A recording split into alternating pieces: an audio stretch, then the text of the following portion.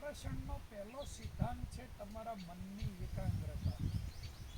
જો તારું મન છે એ ચકડીઓ ચડેલું હોય તો એ કશું પ્રાપ્ત ના કરી શકે. પિતાએ આપેલો વારસો બી પુત્ર છે એ ઠીકથી સંભાળી નથી શકતો, કારણ કે એકાગ્રતા નહીં હોવાના કારણે.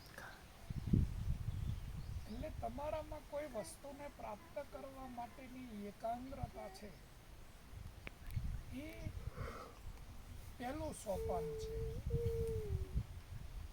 કે તમારે આ પેન છે એ લેવી છે,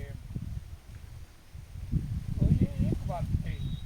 હવે બીજી વાત છે એકાગ્રતા કેટલી છે મારામાં. 10%, 20%, 30%, 40%, 50%, 60, 70, 80, 90. જો 100% મારામાં એકાગ્રતા હોય તો તમે બધા જ આ પેનને જીતવા માટે અહીંયા આવ્યા હોય તો એ પેન મળવાની છે મને.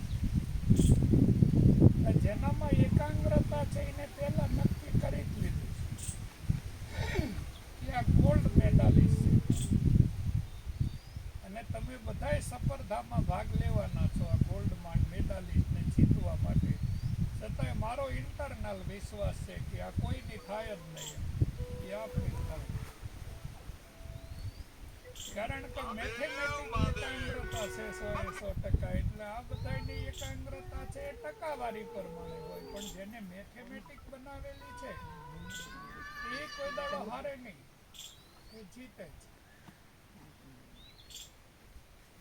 તો આ પેન મારે જોઈએ છે એ સાઉન્ડનો સિગ્નલ છે, એ એક વાત થઈ. પણ બીજી વાત છે એકાગ્રતા. તો જો 100% એકાગ્રતાના પેરામીટરમાંથી મારો સિગ્નલ નીકળે સાઉન્ડ, તો એ ઇલેક્ટ્રોનિક સિગ્નલમાં ટ્રાન્સફોર્મ થઈ જાય. તેને સંકલ્પ સિદ્ધિ કહેવાય. સંકલ્પ સિદ્ધિ. અને એ વ્યક્તિ કોઈ દાડો સ્પર્ધામાં કોઈને જીતવા ના દે.